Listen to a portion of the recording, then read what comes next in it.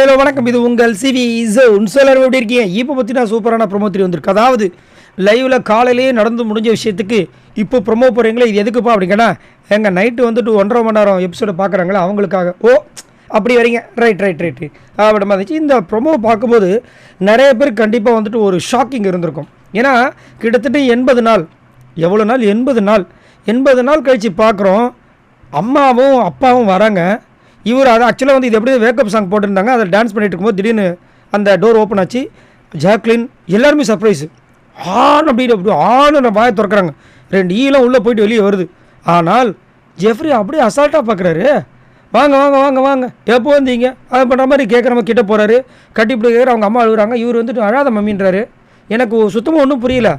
ஏன் பேப்பர் எடுத்து சும்மா படிக்கும் போதாக இருந்தாலும் சரி, ஒரு டாஸ்க் வரும்போது அந்த ஆக்டிவிட்டி அந்த ஹாலில் வந்து நின்று பேசும்போது சரி, அம்மானாவே பதபதவன் கண்ணீர் ஊற்றுமேப்பான். இப்போ அந்த அம்மா நேரில் வந்து நின்றுட்டுருக்காங்க, கொஞ்சம் கூட கண்ணீர் சிந்தாமல் இருக்கே, என்ன எனக்கு ஒன்றும் புரியல. ஏங்க அவர் நார்மலான பர்சனுங்க, அதில் தான் அங்கே வந்து அன்பை காட்டுறதா அப்படின்னு கேட்டிங்கன்னா அது கரெக்டு தான் நீங்கள் சொல்கிறது. அப்போ வந்து நார்மலாக பேசும்போது டாஸ்க்காக பார்த்துட்டு போயிருக்கணும். இவராக இருந்தாலும் சரி, அன்ஷிதா இருந்தாலும் சரி, அந்த டாஸ்க்கு டைமில் கூட அம்மா அப்பான்னு பேச்சு வந்துருச்சுனாவே வந்து அழ ஆரம்பிச்சுருவாங்க. அப்படின்னு இருக்கும்போது அன்ஷிதா எப்படி அவங்க அம்மா வந்து அழுதாங்க, அது நேச்சுரல். இது வந்து அன்நேச்சுரல், ஒரு மாதிரி இருக்குது. ஸோ எனக்கு என்ன தோணுச்சுன்னா, அவர் ஒரு தனியாக ஒரு ட்ராக்கு அம்மான்னு சொல்லி ஒரு கேமை விளையாண்டவரும் அப்படின்னு தான் எனக்கு தோணுச்சு உண்மையாகவே. ஏன்னா அம்மா வந்திருந்த போது கண்டிப்பாக இவர் அலற பர்சனாக இருந்தால், எமோஷனலாக வீக்கான பர்சனாக இருந்தால் கண்டிப்பாக அழுதுருக்கணும். ஒரு ஷாக்கிங் இல்லை. அதே மாதிரி காலையிலேயே தீபக்கிட்டே சொல்லிட்டார், எனக்கு என்னமோ இந்த வாரம் நான் போயிடுவேன்னு தோணுது. நியூ இயரை வந்து சாத்தியா கடை தான் போயிட்டு சேர்ந்து நான் வந்து செலிப்ரேட் பண்ண போகிறேன்னு தோணுதுன்ற மாதிரிலாம் சொல்லியிருப்பார். சரி, இப்போ இங்கே வந்துட்டு எல்லாம் வராங்க, வந்ததுக்கப்புறம் பேசுகிறாங்க. தனியாக கூப்பிட்டு பேசும்போது அவங்க அப்பாவும் அவங்க அம்மாவும், நீ எப்படி ஜாலியாக உள்ளே வந்தியோ அதே மாதிரி வெளியே வரணும் தம்பி, இது வரைக்கும் நீ வந்தது பெரிய விஷயம், காடு கிஃப்ட்டு அப்படின்ற மாதிரி பேசுகிறாங்க. அதுக்கப்புறமா ஜெஃப்ரியும் சொல்கிறாரு, இதுக்கு முன்னாடி நடந்ததெல்லாம் பாஸ்ட்டுமா, இதுக்கப்புறம் நம்ம நல்லதை பார்ப்போம், திரும்பி அதை பார்க்க வேண்டாம் அப்படின்ற மாதிரி அவரும் சொல்கிறாரு.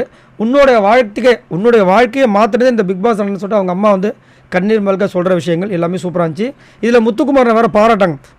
முத்து தம்பி, நீங்கள் அடிக்கிற ஜோக்குக்கெலாம் நான் வந்து உங்களுக்கு பெரிய ஃபேன் பண்ணு. விஷாலை சைடு கேப்பில் கலாச்சிருக்காங்க. என்னென்னா விஷால் வந்து பெருசாக பேச மாட்டார், ரொம்ப சேஃப் கேம் விட்டாங்க, அதுவும் செம்மையாக இருந்தது.